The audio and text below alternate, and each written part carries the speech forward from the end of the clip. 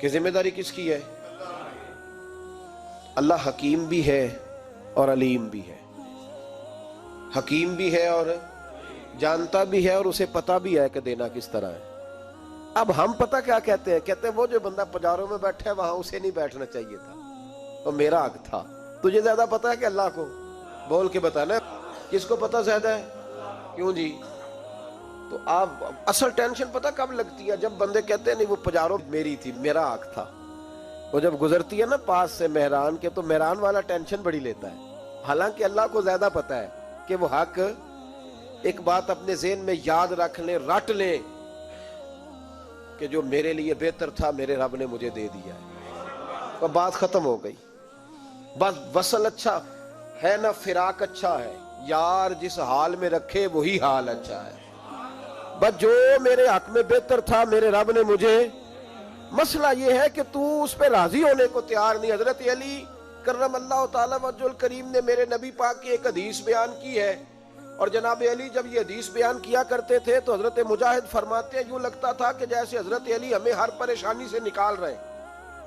مولا علی شیر خدا رضی اللہ تعالیٰ عنہ فرماتے ہیں کہ مجھے میرے نبی پاک صلی اللہ علیہ وسلم نے ایک طریقہ دیا تھا ٹینشن فری ہونے کا۔ آپ فرماتے ہیں مجھے تو بڑا راس آیا ہے، تم بھی اگر کر لو گے تو تمہیں بھی فائدہ دے گا۔ کہا وہ کیا؟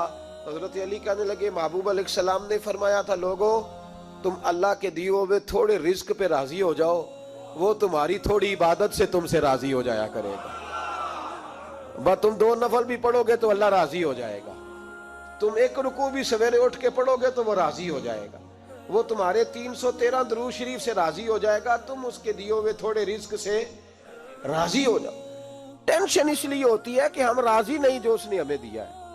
وہ حل میں مزید کی جو دوڑ ہے نا، حل میں مزید کی، بے قدرہ کچھ قدر نہ جاتی، کیتی خوب تسلی ہو، دنیا دار پجاری زردے، کتیاں دے گل ٹلی ہو، بک بک روشن اکھیاں تکیو ویکھ حویلی کلی ہو، تے کوچ نصیر اساں جد کیتی پہ جانی تھر تھلی ہو۔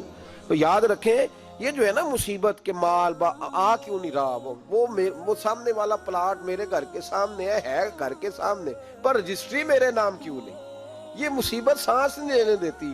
موٹر سائیکل کھڑی کرتا ہے نا جب آ کے دکان سے روٹی کھانے آتا ہے، دفتر سے گھر آتا ہے، کاروبار سے آتا ہے، تو جہاں موٹر سائیکل کھڑی کرتا ہے وہ ٹینشن بڑی ہے کہ کبھی میری ہو جائے نا یہ والی جگہ بھی، تو میں یہاں بھی بورڈ لگاؤں اپنے نام۔ اس نے مالی پریشانی پیدا کی۔ تو جس حال میں ہے، کیونکہ تو نے اپنا یہ حال خود نہیں بنایا، جس نے بنایا ہے وہ بڑا بہتر جانتا تھا کہ تو اسی حال میں اسے اچھا لگتا ہے۔ تو اسے اسی حال میں، ایک بزرگ تھے تو ان کی طبیعت بڑی علیل ہو گئی، بیمار ہو گئے، تو اللہ نے آزمائش دی تو کیڑے پڑ گئے وجود میں۔ ایک کیڑا یہاں سے کھا رہا تھا، اللہ والے بڑے راضی رہتے ہیں اس کی رضا پہ، تو کیڑا یہاں کھا رہا تھا تو نیچے گر گیا، تو بابا جی نے اٹھا کے پھر وہاں رکھ لیا، کہنے لگے جب اس نے تیری ڈیوٹی مجھے کھانے کی لگائی ہے تو میں اس بات پہ راضی ہوں، تو نیچے کیوں گرتا ہے؟ بس ٹھیک ہے کھا، جب اس نے تجھے ڈیوٹی جو تیری لگائی ہے۔ سالبہ بن عبد الرحمن ایک صحابی تھے، سالبہ غالباً، نبی پاک صلی اللہ علیہ وسلم کی خدمت میں آئے، کہنے لگے یا رسول اللہ صلی اللہ علیہ وسلم غربت بڑی ہے، میرے لیے دعا کریں اللہ زیادہ مال دے۔ تو محبوب صلی اللہ علیہ وسلم نے فرمایا تو جس حال میں اچھا ہے وہ تیرے لیے بہتر ہے، جس میں تو ہے وہی حال تیرے لیے۔ مشکل ہے نا یہ جواب سننا، کہتے ہیں پیر صاحب فلان جگہ سے تویز آیا وہاں تو وارے نے آرے ہو گئے، تو آپ کے ہاں، تو میں کہتا ہوں یہ تویز دینے والا اگر تویز دے کے امیر بناتا ہے تو پہلے خود کیوں نہیں بنتا؟ یہ خود تو 150 کا تویز بیچ رہا ہے، اپنی بیچارے کی حالت یہ ہے، اگر اتنا ہی تویز اس کا چلتا ہوتا تو پہلے 5 ٹیوب پجاروں اس کے دروازے پہ کھڑی ہوتی۔ عجیب چکر ہے، اور عجیب جگہ لوگ الجھ گئے، سمجھتے ہی نہیں بات کو۔ یا رسول اللہ صلی اللہ علیہ وسلم دعا کر دے، تو محبوب نے کیا فرمایا؟ فرمایا تو جس حال میں ہے نا وہ حال تیرے لیے بہتر ہے، اسی میں رہ۔ کہ نہیں حضور دعا کرے، فرمایا سالبہ تو باز آ جا، حضور دعا کرے، فرمایا تو باز آ جا، 2-3 دفعہ کا ضد کی، محبوب نے فرمایا جا پھر اللہ تجھے زیادہ پیسے دے گا۔ چند بکریاں خریدی، اتنی برکت ہوئی کہ بکریوں کے ریوڑ بن گئے، پھر کچھ بکریاں بیچ کے گائے خرید لی، ان کے بھی ریوڑ ہو گئے، پھر کچھ اونٹنیاں لے لی، ریوڑ ہی ریوڑ۔ پہلے 5 وقت مسجد میں آتے تھے، اب فجر اور عشاء رہ گئی، پھر مال زیادہ ہوا تو مدینے شہر میں کوئی جگہ ہی نہیں، مدینے سے باہر حویلی خریدی، پھر جمعہ ہی رہ گیا، جمعے کے جمعے آتے، زکوٰۃ کا حکم آیا۔ میرے نبی کریم علیہ السلام نے حضرت ابو ہریرہ کو بھیجا، فرمایا جا اسے کہہ تیری زکوٰۃ بنتی ہے 2.5%۔ 10 کروڑ روپیہ ہو تو کتنی زکوٰۃ بنتی؟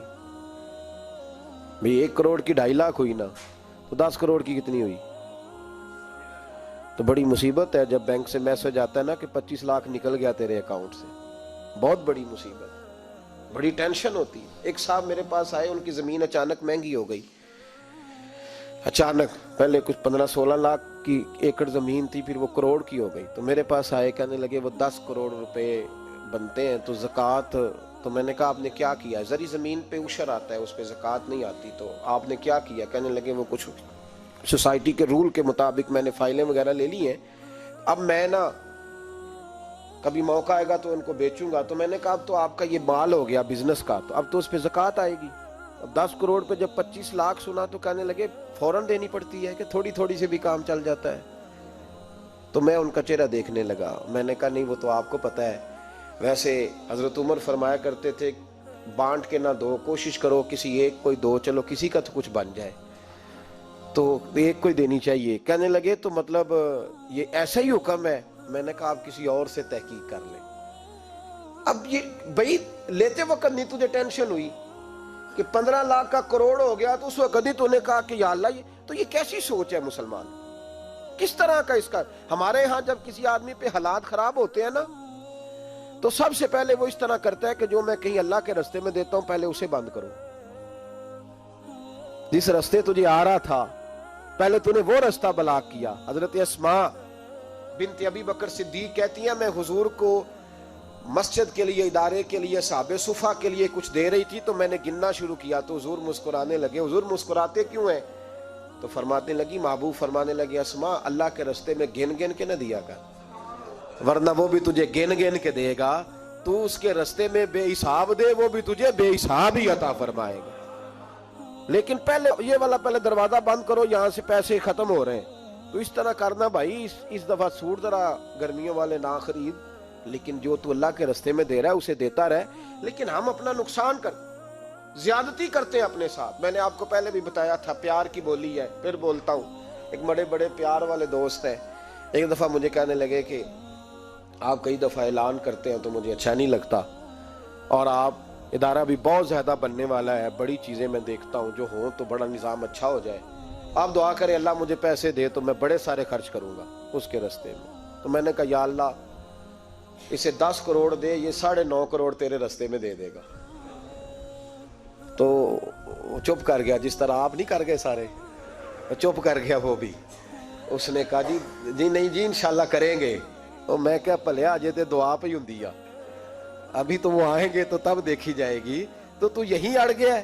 یعنی 9.5 کروڑ اللہ کے رستے میں خرچ کرنے کی دعا پہ بھی آمین کوئی نہیں کہتا کہ چلو آمین ہی کہہ دیں۔ تو میں کہا تینوں تے 50 لاکھ بچدا سی پیا، لیکن تو اس سودے پہ تیار۔ جب یہ سوچ ہوتی ہے، یہ غلط سوچ ہے، یہ بات تو اگرچہ مسکرانے والی لیکن یہ سوچ صحیح نہیں۔ حضرت عثمان غنی رضی اللہ تعالیٰ عنہ کہتے ہیں جس وقت نبی پاک صلی اللہ علیہ وسلم نے اعلان کیا نا جنگ کے موقع پر کہ 800 سپاہیوں کا خرچہ چاہیے، کہتے ہیں میرے پاس 600 کا تھا۔ یہاں ایک روایت میں حضور نے 1000 کا اعلان کیا تو میرے پاس 800 کا تھا۔ جب 2-3 دفعہ نبی پاک نے اعلان کیا تو کہتے ہیں میں نے کھڑے ہو کے کہا یا رسول اللہ پورا 800 میری طرف سے۔ کہتے ہیں میں نے 200 سپاہی کا خرچہ ادھار اٹھایا، لیکن پورے 2 مہینے نہیں گزرے تھے، رب کریم نے مجھے کئی گنا کر کے پیسے واپس عطا فرما دی۔ پر بات تو یہ ہے کہ تیری وہاں لو لگی ہو، تو تجارت کرتا ہے ان لوگوں کے ساتھ جو کیا دے سکتے۔ تو سالبہ کے پاس حضور نے پیغام بھیجا، پہلے تو کہا تیرے لیے بہتر نہیں مال، جب اصرار کیا تو بڑی برکت ہو گئی، بڑا آیا تو فرمایا زکوٰۃ دے، 2.5% زکوٰۃ ہے۔ اب جب سوچا کہ 5 اونٹوں پہ ایک بکری جائے گی اور بڑا سارا مجھے دینا پڑے گا، اب جب غور کیا تو یہ تو نہ کہا کہ میں نہیں دیتا۔ حضرت ابو ہریرہ سے کہنے لگے نبی کریم علیہ السلام کی خدمت میں عرض کرنا کہ میں خود آؤں گا۔ حضرت ابو ہریرہ نے آ کے عرض کی یا رسول اللہ صلی اللہ تعالی علیہ وسلم، حضور وہ کہتے تھے میں خود آؤں گا۔ تو کہتے ہیں محبوب نے ٹھنڈی سانس لی فرمایا اسے کہا تھا کہ تیرے لیے مال بہتر نہیں، اب ہلاک ہو گیا، ہائے افسوس ہلاک ہو گیا۔ ان کو بھی تھوڑی دیر کے بعد احساس ہوا کہ یہ میں نے کیا کیا، نبی پاک کو ہی کہہ دیا نہیں ہے، حضور کو کہہ دیا بعد میں آؤں گا۔ اب دوڑے آئے، عرض کی حضور میں سارا کچھ لے کے آیا ہوں، قبول کر لیں۔ محبوب نے فرمایا گویا بلال حبشی کی خشک کھجور بھی قبول ہے، اور صہیب رومی ایک اٹی بان کی لائے تو وہ بھی قبول ہے، اور عمار بن یاسر اور مصعب بن عمیر اگر 2 دینار دے جائیں اور کوئی پرانا جوڑا کسی سپاہی کے لیے چھوڑ جائے تو وہ بھی قبول ہے، لیکن تو اپنا لاکھوں لے کے چلا جا، تیرا کوئی نہیں قبول، معاف کر دیں۔